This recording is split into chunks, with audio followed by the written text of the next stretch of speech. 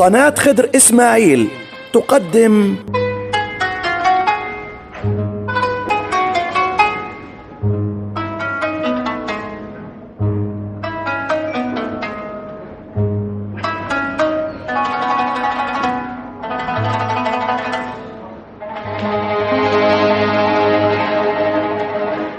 كلثوميات.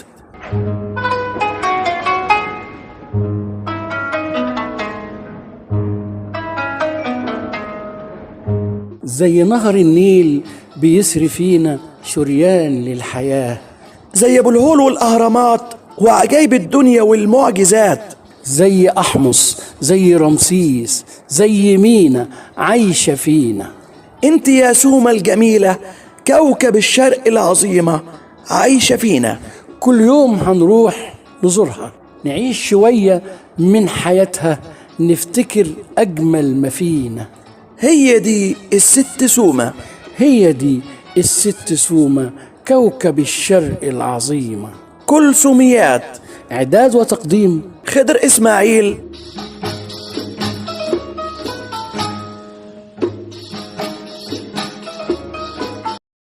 شاعرنا الكبير الأستاذ خضر إسماعيل، نعود معا لنستكمل رحلة فكروني. بسم الله الرحمن الرحيم. الحمد لله رب العالمين، والصلاة والسلام على سيدنا محمد سيد المرسلين وعلى آله وصحبه أجمعين. أما بعد، يا أهلا بك يا أستاذ محمد، وأهلا بالسادة المستمعين. أهلا بكم جميعا في زورقنا نحو الغوص إلى الأعماق والإبحار في بحر الكلمات، مع المتعة ومع الموسيقى ومع الصوت العذب، مع أم كلثوم كوكب الشرق، وعبد الوهاب موسيقار الأجيال، والرائع دائما عبد الوهاب محمد. وفكروني. وخد بالك ايه اللي موجود من الجمال اللغوي والبلاغه واحنا هنا بنتكلم. بعد ما صدقت اني قدرت انسى، بعد ما قلبي قدر يسلاك ويأسى، انسى وأسى. جناس، هنا في جناس، في بلاغه. احنا بنتكلم هنا على البلاغه. اللغه العربيه بتتجسد هنا على لسان الشاعر عبد الوهاب محمد وهو بيكتب باللهجه العاميه. وده شأن محمد عبد الوهاب محمد باستمرار، لأنه راجل متمكن بيعشق لغته وبيحبها، فيعرف ازاي يعبر بها. بعد ما صدقت اني قدرت انسى، بعد ما قلبي قدر يسلاك ويأسى، يا الله جم في همسة أقل القليل في الكلام عن المحبوب. جم في همسة وغيروني، كانوا ليه بيفكروني. الهمسة دي غيرتني، خرجتني من حالة النسيان إلى حالة التذكر، من حالة السلو إلى حالة الحضور والانتباه، من حالة عدم محاولة إخفاء الحب الدفين في القلب إلى إظهار كل المشاعر. جم في همسة وغيروني، كانوا ليه بيفكروني. بيقول في الأغنية كلموني تاني عنك فكروني. الملاحظ في الكلام، احنا بنغني الأغنية وبنلاحظ ان الأغنية ماشية على رتم تأملي وتطريبي وسلطنة في الصوت، مش ماشي على ارتفاع صوت عالي ولا لا. بص هو بيتكلم كلموني تاني عنك فكروني صحوا نار الشوق في قلبي وفي عيوني. كده تلاحظ الريتم اللي شغال عليه الأغنية واللحن اللي عامله عبد الوهاب للكلام اللي كاتبه محمد عبد الوهاب، بيبرز المعاني، لأنه بيخلي المطرب يمر على الكلمات وحروف الكلمات كاملة مفصلة، مفيش أكل حرف، لا أكل حرف ولا مزود ولا، لكنه بهدوء جدا بيقول الأغنية وبيغنيها كلموني تاني عنك فكروني. حتى أسوته كأنه بيحكي حكاية، كأن الأغنية بتحكي حكاية. افتكرت كمان يا روحي بعدنا ليه بعدنا ليه بعد ما صدقت إني قدرت أنسى. هنا بقى بيجي يضغط على بعض المعاني وفي الكلمات فبيطلع بالصوت ويطلع بالتطريب أكتر وأكتر. بعد ما صدقت إني قدرت أنسى بعد ما قلبي قدر يسلك ويقسى. وهنا تحس انه عايز يوصل ام كلثوم والموسيقى عبد الوهاب، الموسيقى عبد الوهاب عايزين يوصلوا معنى اللي كتبه عبد الوهاب محمد للناس، توصلوا عن طريق النغم وعن طريق الصوت اللي بيحمل هذا النغم. بعد ما صدقت اني قدرت انسى، بالعافيه قدرت انسى. تحس ان الكلمه طالعه من المطرب، بتقول لك المطربه بتقول لك كده بعد ما صدقت اني قدرت انسى بعد ما قلبي قدر يسلك ويقسى. جم في همسه غيروني كانوا ليه ليه ليه بيفكروني. هنا الاستخدام اللحني والاستخدام الصوتي من أم كلثوم في محله تماما، كأنه معمول، كأن الكلام معمول عشان يتغنى بالطريقة دي. شوف بقى، مش العكس بقى، مش كأن الغنى ده معمول عشان يغني الكلام ده، لا ده كأن الكلام ده معمول عشان يتغنى بالطريقة دي.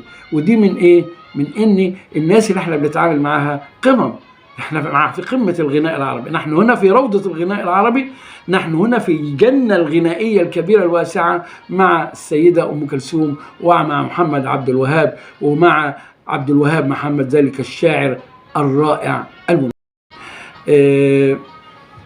طبعا يهمني ان الاستاذ محمد ايمن يتفضل علينا ويبقى يسمع المستمعين في وسط الكلام ده الاجزاء من الاغنيه اللي احنا بنتكلم فيها، يعني يسمعوا مذهب. على فكره احنا ما زلنا بنتكلم الوقت في ايه؟ في مذهب الاغنيه. كل ده مذهب ايه؟ الاغنيه فقط. فيا ريت يبقى يسمعهم يا محمد. حاضر يا استاذ.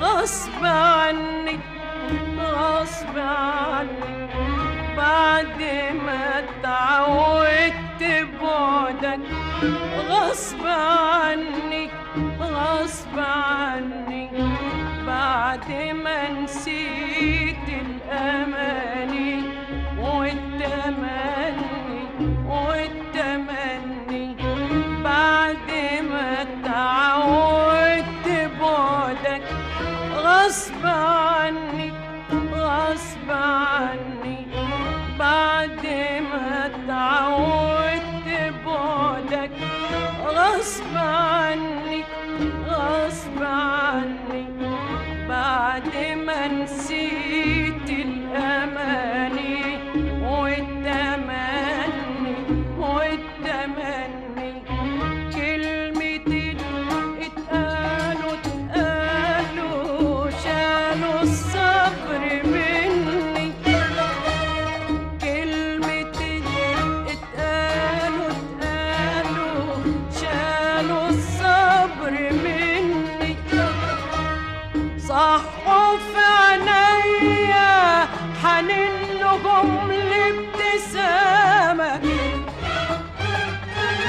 صحوا سمعي يود كلمة من كلامك صحوا في عينيا حنين لهم الابتسامة صحوا في عينيا حنين لهم الابتسامة صحوا سمعي يود كلمة من كلامك صحوا حتى الغيرة صحوا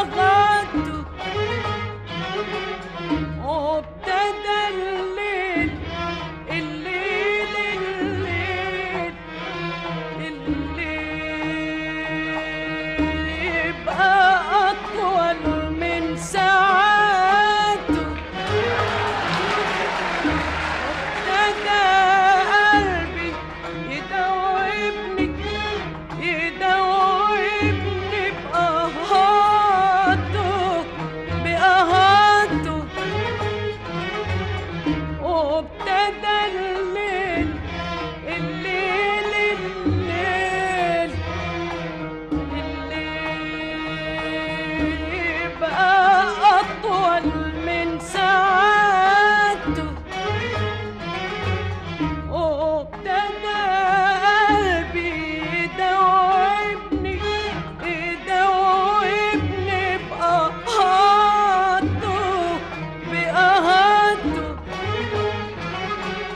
وابتدى الليل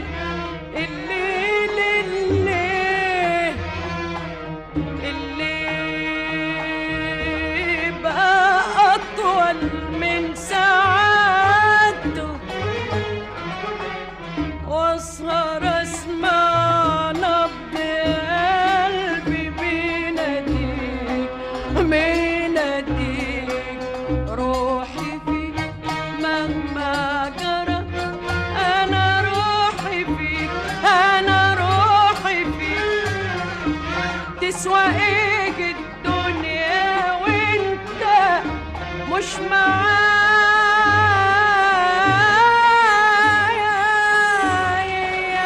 تبقى الدنيا إلا بيك.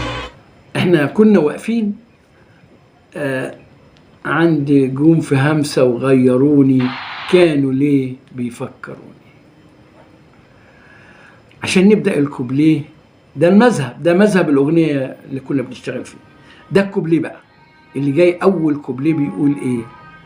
بعد ما تعودت بعدك غصب عني، بعد ما نسيت الأماني والتمني، كلمتين اتقالوا شالوا الصبر مني، صحوا في عينيا حنينهم لابتسامك، صحوا سمعي يقول دي كلمة من كلامك، صحوا حتى الحيرة، صحوا لي ظنوني، ابتدى قلبي يدوبني بقهاته، وابتدى الليل يبقى أطول من ساعاته، واسهر اسمع نبض قلبي بيناديك، أنا روحي فيك مهما جرى، أنا روحي فيك، تسوى إيه الدنيا وإنت مش معايا، هي تبقى الدنيا دنيا إلا بيك.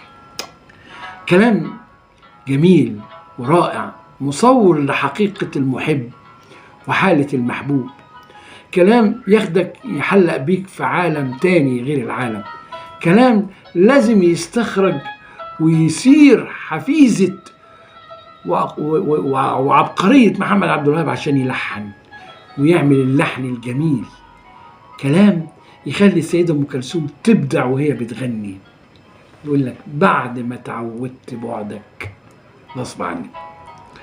خدوا بالكم هنا في حاجة مكتوبة غريبة شوية، بعد ما تعودت بعدك غصب عني. التعود بيبقى بالخاطر، يعني برغبة الإنسان، أنا بتعود برغبتي، بمرن نفسي على التعود بالرغبة، لكن يقابل هذا التعود اللي بالرغبة غصب عني. كلمة غصب عني يعني رغم إرادتي، بعد ما تعودت بعدك غصب عني، كأن هذا التعود ما كانش أمر طبيعي، ما كانش زي ما الناس فاهمة التعود اللي هو بيجي بالرضا، لا لا لا. شوف هنا التضاد في المعنى يخلق الجمال في اللفظ والتمتع بالجملة المكتوبة، بعد ما تعودت بعدك غصب عني، يعني كأن التعود ده ما كانش برضايا خالص، لا، بعد ما تعودت بعدك غصب عني، بعد ما نسيت الأماني والتمني. الأماني اللي هي ممكن الإنسان يراها قدامه، والتمني اللي هو ما يتمنى يعني الحاضر، جميع أمنيات الحاضر والمستقبل. اللفظ ده معمول علشان يكلمنا عن الأماني اللي احنا بنتمناها واللي تمنناها في الماضي واللي هنتمناها في المستقبل كله، بعد ما نسيت الأماني والتمني. تعالى تسمع الكلمة اللي جاية دي، وحاجة غريبة قوي قوي قوي، يقول لك ايه؟ كلمتين اتقالوا شالوا الصبر مني. وهنا نقف قدام اللغة وجمال اللغة وسحر اللغة والمسكوت عنه، اللي هو أكتر بكتير من اللي بيتقال. يعني أنت ممكن تقول ولا تقول، وممكن لا تقول وتقول، هكذا. هو بيقول له إيه؟ بعد ما تعودت بعدك غصب عني، بعد ما نسيت الأماني والتمني، كلمتين اتقالوا. إيه الكلمتين دول بقى؟ قالوا إيه؟ شالوا الصبر مني. الكلمتين اللي اتقالوا ده اتقالوا في حق المحبوب، صفاته، جماله، ندرة من نوادره، حاجة من ريحته، شيء خلى المحبوب يرى حبيبه في الصورة اللي هو عايزها، ويرجعوا تاني لأيام الصفا وأيام الجمال. كلمتين اتقالوا شالوا الصبر مني، يا سلام، نزعوا مني الصبر نزع، خلوني مش طايق بعاده. لا مش طايق، أنا مش قد البعد ده. كلمتين اتقالوا شالوا الصبر مني، والتفصيل جاي بقى، صحوا في عينيا حنينهم لابتسامك. الله يا جماعة، هو هيصح في العينين اللي هتصحى الحنين للابتسام؟ أيوة، لأن العينين هي اللي بتشوف الابتسامة الحلوة الجميلة، فكأن العينين نفسها اشتاقت لرؤية الابتسامة الجميلة دي. صح في عينيا حنينهم لابتسامك. يا زمن خليك شوية. خلصت الحلقة بسرعة واحنا لسه عطشانين، هو ده طبع الحبايب، وقتهم يخلص ما ندرى، بس لسه حلقة جاية واحنا وانتم مشتاقين. كل سميات، إعداد وتقديم خضر إسماعيل.